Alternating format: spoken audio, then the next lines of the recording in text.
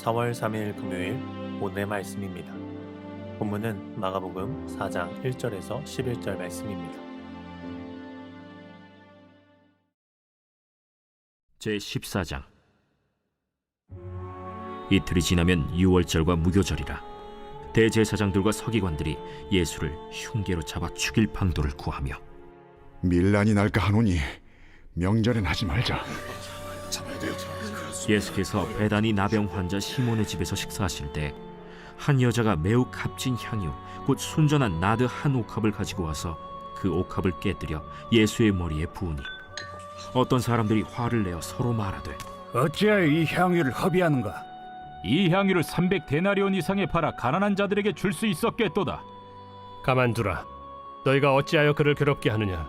그가 내게 좋은 일을 하였느니라. 가난한 자들은 항상 너희와 함께 있으니 아무 때라도 원하는 대로 도울 수 있거니와 나는 너희와 항상 함께 있지 아니하리라. 그는 힘을 다하여 내 몸에 향유를 부어 내 장례를 미리 준비하였느니라. 내가 진실로 너희에게 이르노니 온 천하에 어디서든지 복음이 전파되는 곳에는 이 여자가 행한 일도 말하여 그를 기억하리라.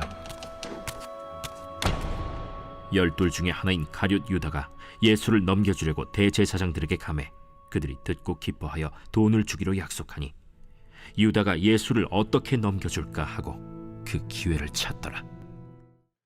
오늘 본문은 이스라엘 백성들에게 가장 중요하다고 말할 수 있는 유월절과 무교절에 벌어진 이야기가 기록되어 있습니다. 이날에 벌어진 이야기는 두 편의 이야기가 대조되어 등장합니다. 한편에서는 주님의 반대편의 선자들의 이야기, 한편에서는 주님의 편에 선 자들의 이야기가 등장합니다. 유월절은 니산월 14일 낮에 유월절 양을 잡으면서 시작되고 15일 저녁 유월절 식사로 끝이 납니다. 또한 이 유월절이 종료됨과 동시에 니산월 15일부터 니산월 21일까지 누룩을 넣지 않은 빵을 먹는 무교절 축제가 진행됩니다. 유월절은 모두 아시다시피 이스라엘이라는 나라를 하나님께서 출애굽시키시고 자기 백성 삼으신 날을 기념하는 날이며 무교절은 급하게 애굽에서 나왔던 그때를 기억하며 기념하는 절기입니다. 또한 누룩 없는 빵과 불에 구운 고기 그리고 쓴 나물을 함께 먹도록 했는데 애굽에서의 고난을 기억하기 위함이었습니다. 이처럼 이 절기들은 이스라엘 민족에게 하나님의 언약 백성으로서 자신의 정체성을 기억하게 해주는 정말 중요한 절기가 되었습니다. 그런데 오늘 본문의 시작은 그런 중요한 날에 하나님의 언약 백성의 지도자들이 언약 백성으로서의 대표로 오신 예수님을 제거할 모의를 꾸민 이야기로 시작합니다. 이스라엘 민족은 매년 그 절기를 통해 하나님의 언약 백성으로서 자기의 정체성을 확인했는데 아이러니하게도 그들의 대표가 될 예수님을 제거할 모의를 그날에 하게 된 것입니다. 이 사건의 이야기는 정말 많은 것을 시사합니다. 그리고 우리가 이런 잘못된 길을 가고 있는 것은 아닌지 돌아보게 합니다. 하나님의 백성이라고 이야기하면서 하나님의 뜻과 의는 알려고 하지 않고 내가 생각하는 틀에 하나님의 계획을 짜 맞추고 있는 것은 아닌지 매 순간 겸손한 마음을 가지고 우리의 생각과 우리의 언행 그리고 우리의 삶의 모든 것을 돌아보아야 하겠습니다.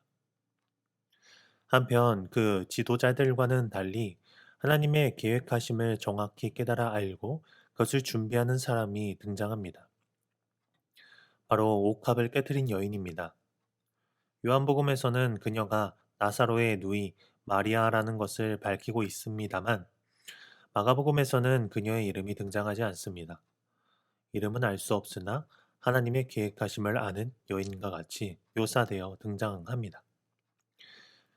그녀는 지도자들과 달리 자기도 모르게 예수님의 왕의 장례를 준비합니다.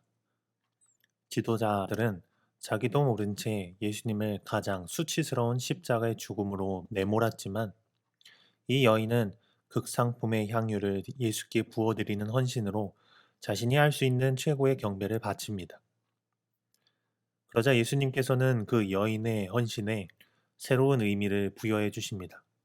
바로 구원자 예수 그리스도의 사랑과 공의가 교차되는 단 한 분밖에 해결할 수 없는 그 죽음의 구속사를 준비하는 것이라고 말씀해 주십니다. 또한 그 여인의 경배를 통하여 예수 그리스도의 죽음은 수치스러운 죄인의 죽음이 아닌 왕의 영화로운 죽음이 되었습니다. 지도자들은 주님의 반대편에 서서 그분을 가장 수치스럽게 하려 했지만 주님은 그 또한 우리를 구원하는 일에 사용하십니다.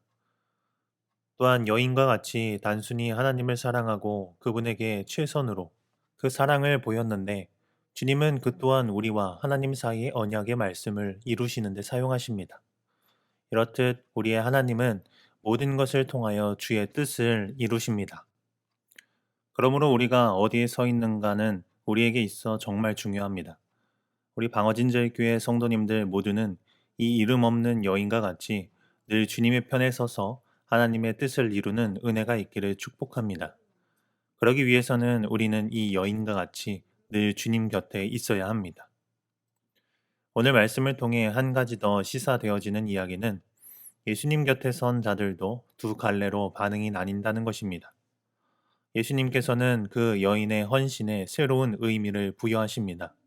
그러나 그 전에 제자들이 그녀를 나무라며 누가 듣기에도 옳다고 생각할 만한 그리고 주님도 그리 말하실 법한 말로 책망합니다. 그런데 예수님께서는 그 책망의 소리를 들으시고 그 여인을 보호하십니다. 물론 가난한 사람들에 대한 선한 마음은 칭찬받기에 합당한 것입니다. 예수님께서도 그 부분에 대해서는 분명히 하십니다. 하지만 우선순위가 바뀌었음을 말씀하십니다. 그들이 직면한 문제를 바로 보게 하십니다. 그들이 직면한 문제는 예수님은 그들과 항상 함께 하는 것이 아니라는 것입니다. 이 말씀의 원문을 직역하면 너희들은 항상 나를 소유하지 않는다입니다. 다시 말해 예수님께서 제자들을 비롯한 무리와 육체적으로 함께할 수 없는 시기가 다가오고 있다는 표현입니다. 이전에 제자들에게 자신의 죽음에 대해서 3차례에 걸쳐서 이야기하셨음에도 그들은 그것을 진지하게 생각하고 있지 못했습니다. 왜 그랬을까요? 그들은 자신의 생각의 틀을 완전히 깨지 못했기 때문입니다. 자신들이 보기에 주님이 죽음에 대해 이야기할 때 자신이 이해하는 선에서 받아들입니다. 그렇기 때문에 그 부분에 대해서 그들은 심각하게 생각하기보다는 머나먼 미래의 이야기처럼 기억의 공간에서 치워버립니다. 우리도 어쩌면 이 제자들과 같이 우리의 생각의 틀에 하나님의 뜻을 맞추고 있진 않나 돌아보는 은혜가 저와 여러분에게 있기를 간절히 소망합니다. 하나님의 말씀은 모두 온전히 이루어질 것입니다. 주께서 이 땅에 다시 오심은 정해진 하나님의 언약이며 우리는 깨어 기도하고 주님이 다시 오실 그날을 사모함으로 살아가야 할 것입니다. 때는 언제인지 모르나 깨어 있어야 합니다. 그날이 지금 이 순간일 수 있음을 마음에 새기며 살아가야 합니다. 지도자들의 모습은 주님의 때가 언제인지 모르고 이 땅에서의 삶이 영원할 것처럼 살았기 때문에 자신의 기득권을 위해 하나님의 아들을 십자가에 못 박는 안타까운 일을 도모합니다. 제자들도 주님의 뜻을 모르고 자기의 생각을 관철시키는 것에 더 마음을 쏟아 주의 뜻을 가리는 모습을 보입니다. 이 모든 것이 깨어있지 못한 자의 특징일 것입니다. 그러나 잠들어 있는 자들에게도 하나님께서는 한 번 더 기회를 주십니다. 오늘 본문 후반부에 열둘 중 하나인 가룟 유다. 모든 제자들이 같은 생각을 가지고 예수님의 죽으심에 대해서 심각하게 인지하지 못했지만 예수님의 마지막 가르침에 그들은 반응합니다. 비록 한 사람은 끝까지 자신의 뜻을 관철하고자 예수님의 마지막 가르침에 마음을 굳히고 예수님의 반대편에 서게 되었지만 나머지 11제자와 많은 무리의 제자는 그 마지막 기회에 손을 뻗어 주의 손을 붙잡습니다. 오늘 말씀을 통해 우리가 비록 늘 깨어 기도하지 못했다 하더라도 마지막까지 손을 뻗어 우리를 선한 길로 인도하고자 하시는 주님의 사랑에 온전히 반응하며 주의 뜻을 이루어가는 귀한 방어진제일교회 성도님들 되시길 예수님의 이름으로 축복합니다. 기도하겠습니다. 사랑해 주님 감사합니다. 말씀에 우리를 비춰보게 하심 정말 감사합니다. 오늘 말씀을 통해 깨닫듯이 어떠한 때에도 주의 편에 서게 도와주시고 주의 뜻에 맞추어 사는 삶이 되게 도와주옵소서. 늘 깨어 기도하게 하시고 매 순간 성령님의 인도하심 따라 온전히 분별하며 성경의 지혜를 따라 사는 주의 복된 자녀가 되게 도와주옵소서. 사랑이 많으신 예수 그리스도의 이름으로 기도합니다. 아멘. 함께 기도할 제목은 첫째, 주의 곁에서 주의 뜻대로 사는 삶을 살 수 있도록 겸손과 지혜를 허락하시고 인내로 주의 뜻을 이루는 성도 되게 하소서. 둘째, 나라와 민족을 불쌍히 여기시고 하나님 뜻대로 인도하옵소서. 또한 우리 방어진제일교회가 말씀과 성령이 충만한 교회로 굳게 세워주소서. 셋째, 코로나19 바이러스 백신이 속히 개발되게 하시고 하나님의 평강이 온 땅 가운데 충만하여 일상의 온전한 회복이 있게 하소서. 함께 기도하겠습니다.